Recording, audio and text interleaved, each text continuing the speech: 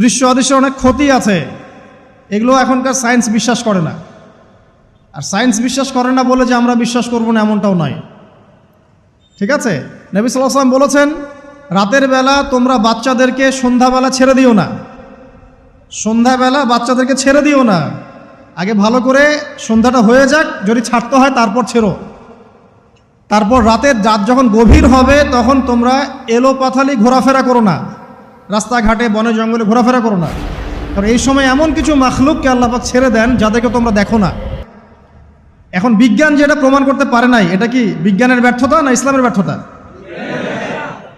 যদি বৈজ্ঞানিকভাবে আপনি প্রমাণ করতে না পারেন তাহলে সেটার কোনো অস্তিত্ব নাই। এই কথাটাকে ডাহা মিথ্যা কথা। যদি মুমিন হতে চান তাহলে এই কথার উপরে এসে ইসলাম কবুল করতে হবে। যদি মুমিন মুসলিম হতে চান এই কনসেপ্টটার ঊর্ধ্বে এসে ইসলাম কবুল করতে হবে। আল্লাহ রব্বুল আলামিন এবং তার রাসূল যা বলেছেন সেটাই চূড়ান্ত সত্য, সেটা আমরা প্রমাণ করতে পারি বা না পারি, এটাকে অন্ধভাবেই বিশ্বাস করতে হবে। এটাই হচ্ছে একটা মৌলবাদী কনসেপ্ট। আর এভাবে ইসলামের মৌলিক বিষয়গুলোকে না মানলে কেউ মুসলিমই হবে না। কথা কি বুঝতে পারছেন? আচ্ছা, তিনি বলছেন রাতের বেলা এমন কিছু মাখলুক বের হয় যাদেরকে তোমরা দেখো না। দুষ্ট জিন বের হয়। কি বের হয়? জিন জাতি নাই পৃথিবীতে? আল্লাহ পাক সূরা জিন নামে একটা গোটা সূরা নাজিল করেছেন, করেন নাই? হাফেজ আছে না এখানে মানুষ? কুলু হিয়া ইলাইয়া আন্নাহু ইসতামা নাফারুম মিনাল জিন্নি ওয়া ক্বালু ইন্না সামি'না কুরআনান আজাবা। জিনদের একটা দল কোরআন শুনে বলেছিল যে আমরা অদ্ভুত আজব একটা কোরআন শুনেছি। তারপর তারা গিয়ে তাদের কওমের কাছে ইসলামের দাওয়াত দেয়, ওই কওম ইসলাম কবুল করে।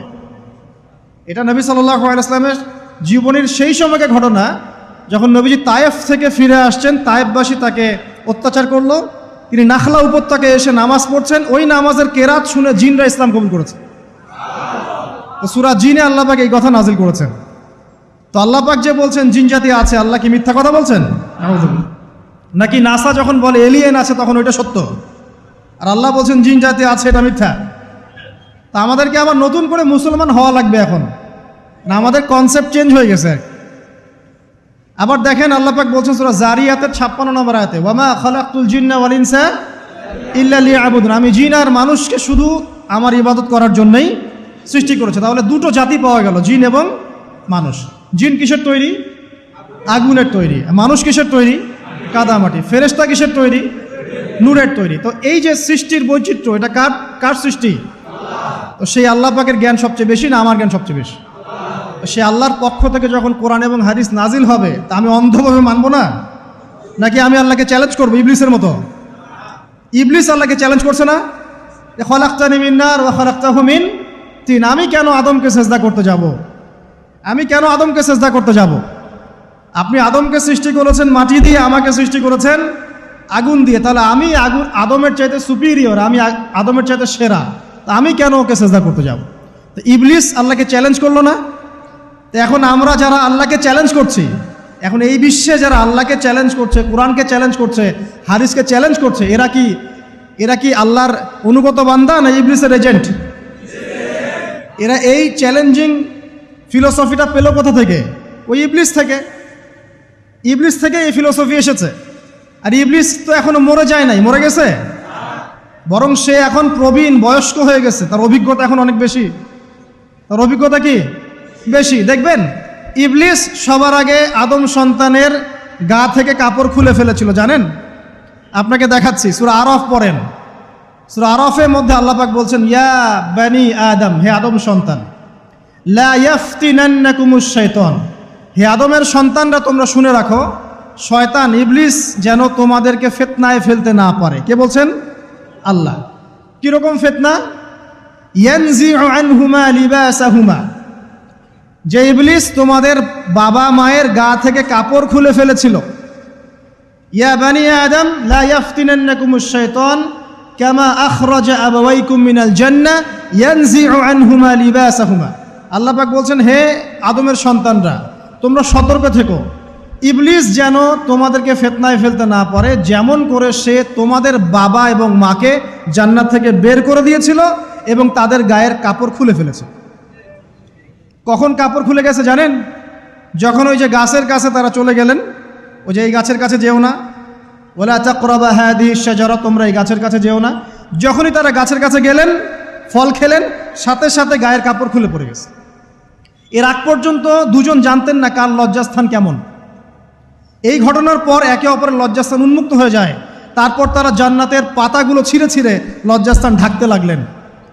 তাহলে ইবলিস আমাদের পিতামাতাকে প্রতারিত করে ধোকায় ফেলে গা থেকে কাপড় খুলে ফেলেছে না? কথা কি বুঝতে পারছেন? এটাই আল্লাহ পাক বলছেন, তোমাদের কাপড় যেন তারা খুলতে না পারে, তোমাদেরকে যেন হে আদম সন্তান ইবলিস ফিতনায় ফেলতে না পারে। তাহলে এখন আপনি বলেন, এই বিংশ শতাব্দীতে এসে, একবিংশ শতাব্দীতে এসে যারা মুসলিমদের গা থেকে কাপড় খুলে ফেলতে চায়, এরা কার এজেন্ট? এরা কার এজেন্ডা বাস্তবায়ন করছে? প্রমাণ হিসেবে কি আমি নিজের মন করা কথা বললাম, না কোরআন থেকে দলিল দিলাম? কোন সূরা? সূরা আরাফ এর প্রথম 3টা পৃষ্ঠা পড়েন, ডিটেইলস লেখা আছে। আর আল্লাহ পাক বলেছেন, ওয়ালাকাদ ইয়াসসারনাল কুরআনা লিযিকরি ফাহাল মিন মুদ্দাকির, কোরআনকে আমি বোঝার জন্য একদম সহজ করেছি, যে কেউ কোরআন বুঝতে পারবে ইনশাআল্লাহ। খালি পড়ে দেখো, ফাহাল মিন মুদ্দাকির, কেউ কি আছো কোরআন উপলব্ধি করবে? তো কোরআন বুঝতে হবে স্বচ্ছ মন নিয়ে। বিরোধিতা করার মন নিয়ে যদি কোরআন বুঝতে যান তাহলে আপনি বিভ্রান্ত হয়ে যাবেন। স্বচ্ছ মন নিয়ে, একটা কলবুন সালিম নিয়ে, আত্মসমর্পণের নিয়াতে আপনাকে কোরআন বুঝতে হবে। দেখবেন আল্লাহ আপনাকে হেদায়েত দিবেন ইনশাআল্লাহ। আল্লাহ পাক আমরা সবাইকে কোরআন বোঝার তৌফিক দান করুন। তো যেটা বলছিলাম প্রিয় ভাইরা, রাতের বেলা এই সব প্রাণী বের হয়, নবী সাল্লাল্লাহু আলাইহি ওয়াসাল্লাম বলেছেন, অতএব আপনাদের বাচ্চা যারা আছে এদেরকে সন্ধ্যাবেলায় বাইরে ছেড়ে দিবেন না। এখন কিন্তু প্রচুর ঘটনা ঘটছে, প্রচুর জিনঘটিত ঘটনা ঘটছে, রুকিয়া করাতে হচ্ছে, জাদুটোনা করা হচ্ছে, বানটোনা করা হচ্ছে না? আর অনেক সময় আমরা মনে করি, এখন সায়েন্সের যুগ তো, মানুষ মনে করে এগুলোর কোনো ভিত্তি নাই মনে হয়। কোরআন বলছে জাদু সত্য। কে বলছে? কোরআন বলছে জাদু সত্য। কোন সূরা? সূরা বাকারা আয়াত নাম্বার 101। সূরা বাকারা আয়াত নাম্বার 101, 102 পড়ে দেখেন। ওয়াত্তাবাউ মা তাতলু শায়াতিন আলা মুলকি সুলাইমান, এই আয়াতটা পড়েন, বিশাল একটা আয়াত আছে। ওয়ামা কাফারা সুলাইমান ওয়ালাকিন্না শায়াতিন কাফারু ইউআল্লিমুনা আন-নাস আস-সিহর। এই সিহর দিয়ে কি হতো?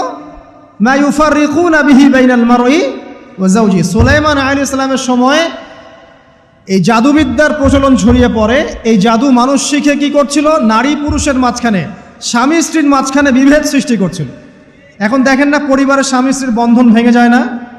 খুব ভালো সম্পর্ক, হঠাৎ করে সম্পর্ক খারাপ, কেউ কাউকে দেখতে পারে না, এমন হচ্ছে না? এই জাদুবিদ্যা সত্য। এবং এখনকার অনেক ভণ্ড যে কবিরাজগুলো বের হয়েছে, এরা জিনকে তাবে করে নিয়ে এই জিনদের মধ্য দিয়ে মানুষের মধ্যে জাদু ছড়িয়ে দিয়েছে, এবং এর ফলশ্রুতিতে বহু পরিবার ধ্বংস হয়ে যাচ্ছে। এই জাদুবিদ্যা সত্য। রাতের বেলা ঘুমানোর সময়ও আয়াতুল কুরসি তেলাওয়াত করতে হয়। এই হাদিসের রাবি হচ্ছেন আবু হুরায়রা রাদিয়াল্লাহু তাআলা আনহু, যাকে নবী সাল্লাল্লাহু আলাইহি ওয়াসাল্লাম গনিমতের মাল পাহারা দেওয়ার দায়িত্ব দিয়েছিলেন। তো প্রথম রাতে আবু হুরায়রা রাদিয়াল্লাহু আনহু লক্ষ্য করলেন যে মাল চুরি করার জন্য একজন এসেছে। তিনি চোরকে ধরলেন। চোর খুব অনুনয় বিনয় করল যে আমার অবস্থা খুব খারাপ, খুব দরিদ্র, আমাকে ছেড়ে দাও। আবু হুরায়রা রাদিয়াল্লাহু আনহু তাকে ছেড়ে দিলেন। পরের রাতে সেই চোর আরও একবার আসলো, তিনি আবার তাকে ধরলেন, আবারও ছেড়ে দিলেন। তৃতীয় রাতে তিনি তাকে ধরলেন এবং বললেন, এবার তোমাকে আমি ছাড়ব না। তখন সেই ব্যক্তি, বিখ্যাত সাহাবী আবু হুরায়রা রাদিয়াল্লাহু আনহুকে বলছেন যে আমি তোমাকে বিশেষ একটা আমল শিখিয়ে দিব, যে আমলটা করলে পরে রাতের বেলা শয়তান তোমার নিকটবর্তী হবে না। তো আবু হুরায়রা রাদিয়াল্লাহু আনহু বলছেন, কি সেই আমল? শিখিয়ে দাও, যদি শিখিয়ে দাও তাহলে ছেড়ে দেব তোমাকে।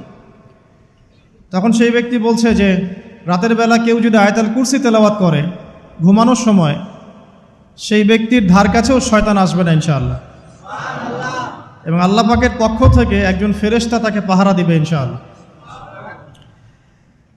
তো রাসূলুল্লাহ সাল্লাল্লাহু আলাইহি ওয়াসাল্লাম পরের দিন ফজরের নামাজে আবু হুরায়রা রাদিয়াল্লাহু আনহুকে দেখে মুচকি মুচকি হাসছেন যে তোমার রাতের সাথীর কি খবর? কারণ ওহীর মাধ্যমে নবী সাল্লাল্লাহু আলাইহি ওয়াসাল্লাম আগেই জেনেছেন কি হয়েছে গত রাতে।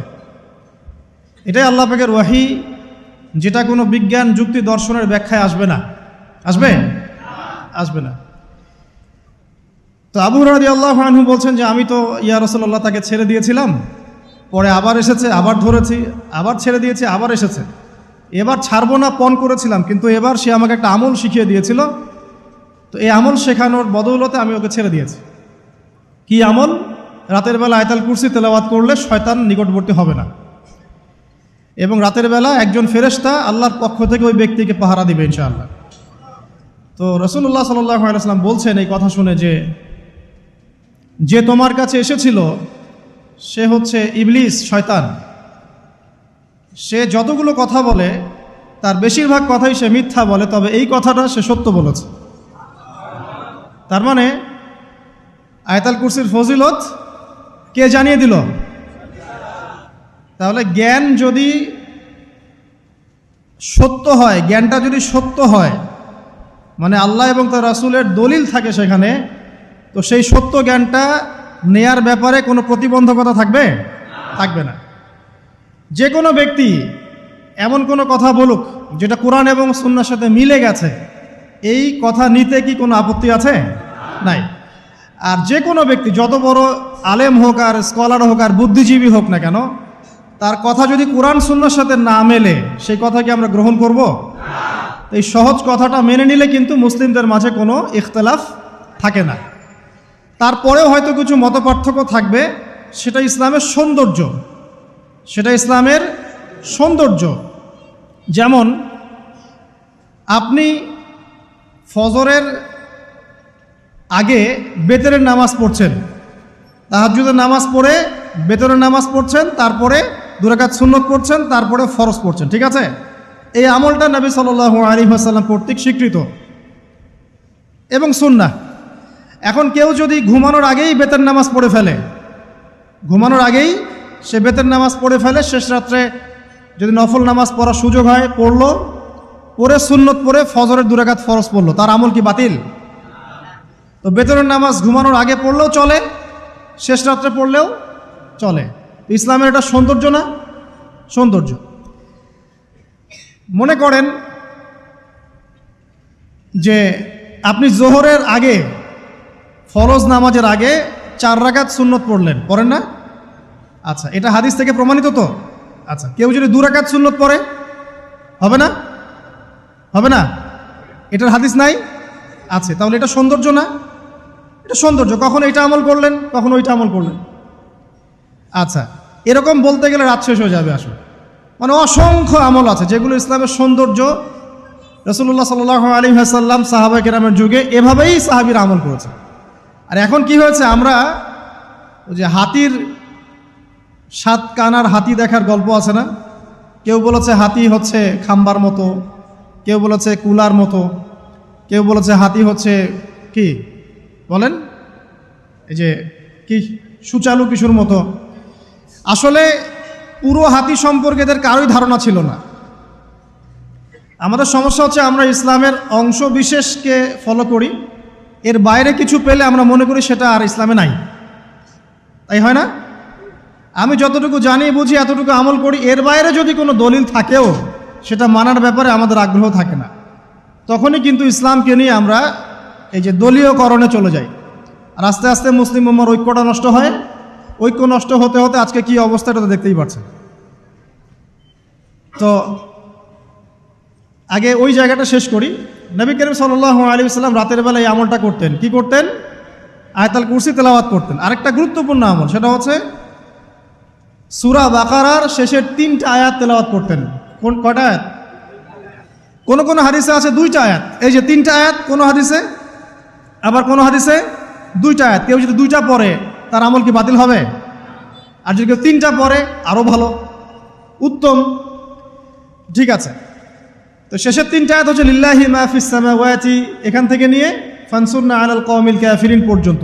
নবী সাল্লাল্লাহু আলাইহি ওয়াসাল্লাম বলেছেন রাতের বেলা কেউ যদি এই আমলটুকু করে, শুধু এতটুকুই পড়ে, সূরা বাকারার শেষের 3টা আয়াত বা 2টো আয়াত, সারা রাতের জন্য যথেষ্ট হয়ে যাবে ইনশাআল্লাহ। মানে সারা রাত নফল পড়লে যে নেকি হইতো, আপনার এই আমলটা করলে সে নেকি হয়ে যাবে ইনশাআল্লাহ। এবং আরেকটা ব্যাখ্যা হচ্ছে সারা রাতের দৃশ্য অদৃশ্যের যে ক্ষতি আছে